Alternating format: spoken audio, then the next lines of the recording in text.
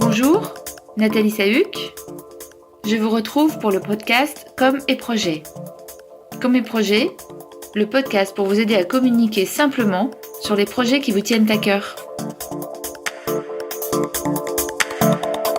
Je ne sais pas si c'est d'une grande évidence pour vous. Moi, il me semble quand même qu'il y a quelque chose qui est très important quand on organise une communication pour un projet qui va concerner plein de gens. C'est la dimension, la durée, le temps, la capacité à définir que tout ne va pas se faire en un jour.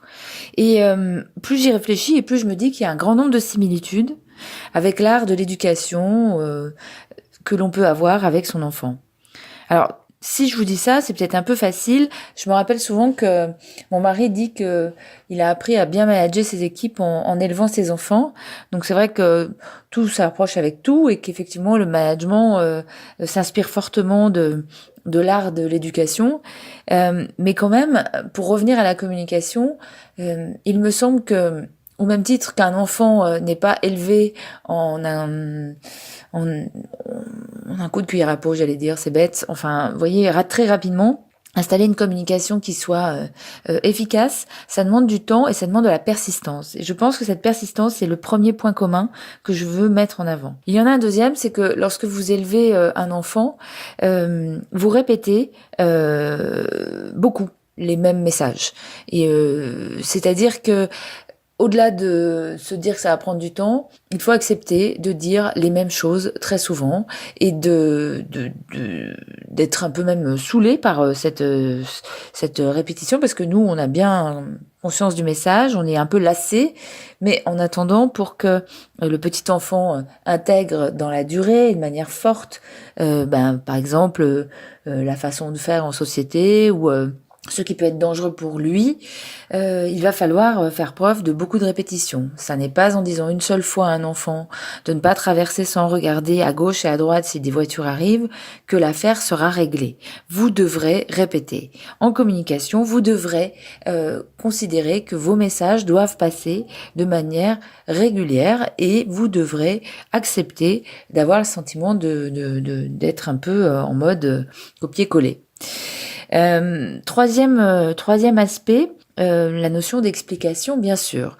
Lorsque vous communiquez sur un projet, ça veut dire que vous allez avoir une approche un peu de mise en contexte.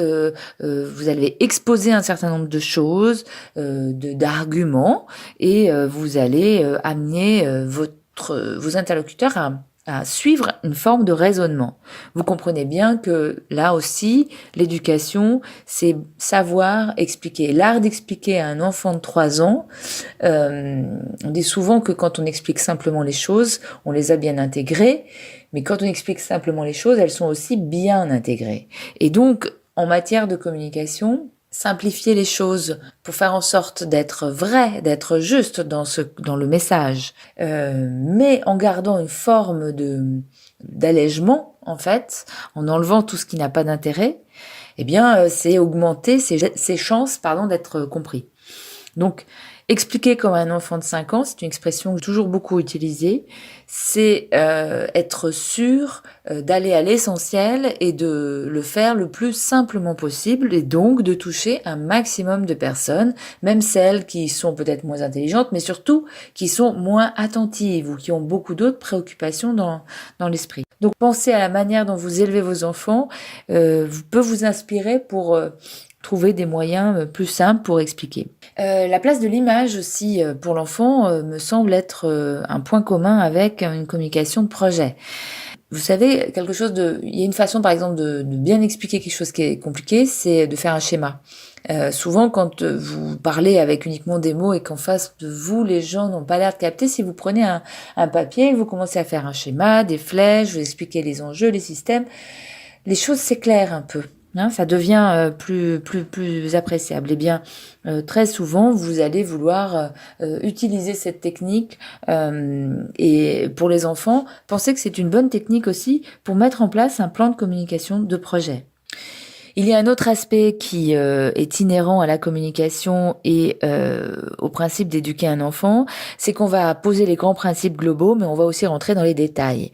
Et les détails en communication, c'est que on peut très bien rentrer dans le détail du montage par exemple d'un plan de contenu pour telle catégorie de public. Ça n'empêche pas qu'il faut pas oublier le global et pourquoi on fait les choses et quel est le sens, quel est le concept général et le positionnement, et les valeurs doivent être toujours présentes même dans le détail. Et lorsque vous parlez à un enfant d'une façon particulière de couper les légumes pour ne pas se couper les doigts, vous le resituez dans le contexte, de dire que le repas c'est quelque chose qu'on partage, que c'est important dans la famille, qu'il faut manger équilibré avec des légumes, etc. Donc tout est lié.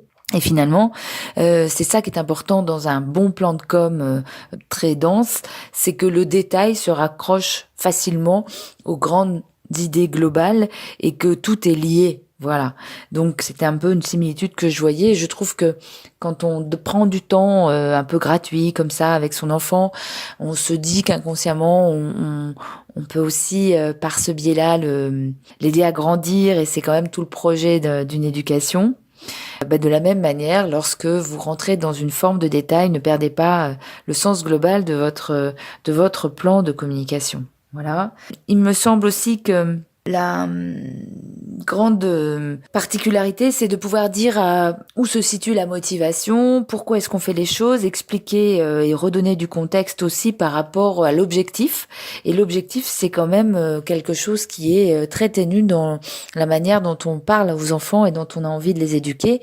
Leur donner ce pourquoi, leur donner la motivation, leur dire parfois même de manière assez détournée que s'ils sont sages, ils auront un bonbon.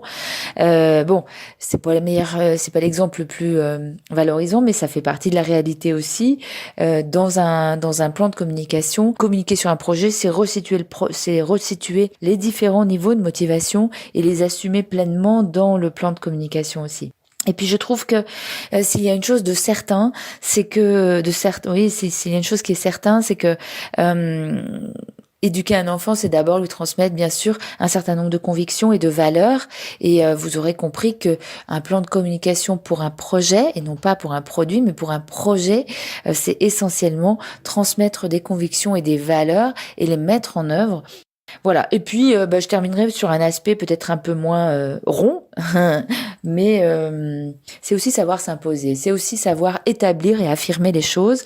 Évidemment, communiquer, c'est affirmer, c'est donner un certain nombre de vérités, c'est expliquer, c'est pas expliquer, mais c'est dire un certain nombre de vérités, de contraintes, d'informations de manière tout à fait descendante. Et là aussi, l'éducation a besoin d'un certain nombre de repères, de choses qui sont imposées.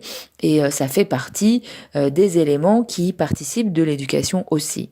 Voilà, donc c'était un petit peu toutes ces similitudes que je voulais vous mettre en avant, et je crois que enfin il y a peut-être un point très important à l'inverse qui est très différent entre l'éducation et la communication de projet.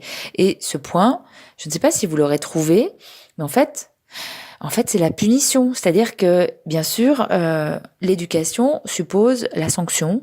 Parce que le repère doit être donné aussi à travers une menace et les conséquences d'actes si effectivement les codes ne sont pas suivis. Et c'est vrai qu'en communication, il n'y aura pas de sanction. On ne va pas aller sur cette logique-là parce qu'on est sur une logique de prévention, d'information sur les risques. On va avoir tout l'aspect préventif, mais pas l'aspect sanction. C'est un petit peu comme si on comparait finalement un plan de communication à un plan de pédagogie positive. Où on renonce à la sanction, mais où on valorise plutôt l'acte exemplaire. On va inciter à toujours plus d'actes qui sont reconnus comme étant dans le sens de ce vers quoi on veut aller. Donc on pourrait dire finalement que la communication, c'est une sorte de pédagogie positive. Ce que je voulais dire surtout, c'est que lorsqu'il est question de pédagogie, je pense qu'à un moment, on est tous un peu patients. On veut se repositionner comme de bons parents, de bons éducateurs, des personnes qui sont pédagogues, qui veulent transmettre quelque chose. Et je trouve que c'est une posture qui est quand même intéressante lorsqu'il est question de réfléchir et de mettre en place un plan de communication. Si vous avez envie de transmettre, d'être pédagogue, si vous avez décidé d'être patient, mais d'être cohérent, d'être tenace, d'avoir une forme de persistance, vous allez être de bons communicants. Ça rejoint ce que je vous avais dit dans un épisode précédent, la notion de temps, de patience, de cohérence et de persistance, c'est quelque chose qui est fondamental si vous souhaitez que votre message soit vraiment passe vraiment auprès de plein de gens. Et pour ça, ne soyez pas impatient. Voilà, c'est vous qui éduquez, c'est vous qui menez le plan et vous n'êtes pas là pour, à l'inverse, jouer le rôle de l'enfant. Voilà ce que je voulais vous dire. Je vous souhaite à tous une bonne journée et je vous dis à très bientôt.